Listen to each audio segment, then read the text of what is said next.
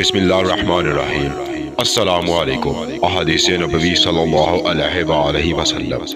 رسول اللہ صلی اللہ علیہ وآلہ وسلم نے فرمایا، ایک عمرہ کے بعد دوسرا عمرہ دونوں کے درمیان کے گناہوں کا کفارہ ہے، اور حج مبرور کی جزا جنت کے سوا اور کچھ نہیں ہے۔ نبی کریم صلی اللہ علیہ وآلہ وسلم نے فرمایا، سفر عذاب کا ایک ٹکڑا ہے، آدمی کو کھانے پینے اور سونے ہر ایک چیز سے روک دیتا ہے، اس لیے جب کوئی اپنی ضرورت پوری کر چکے تو فوراً گھر واپس آ جائے۔ رسول اللہ صلی اللہ علیہ وآلہ وسلم نے فرمایا کہ 5 جانور ایسے ہیں جنہیں مارنے میں کوئی گناہ نہیں: کوا، چیل، چوہا، بچھو اور کاٹ کھانے والا کتا۔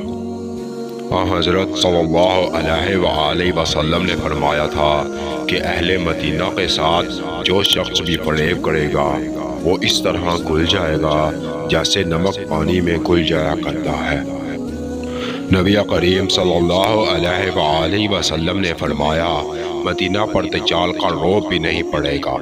اس دور میں مدینہ کے 7 دروازے ہوں گے اور ہر دروازے پر 2 فرشتے ہوں گے۔ رسول اللہ صلی اللہ علیہ وآلہ وسلم نے فرمایا، مدینہ کے راستوں پر فرشتے ہیں، نہ اس میں طاعون آ سکتا ہے نہ دجال۔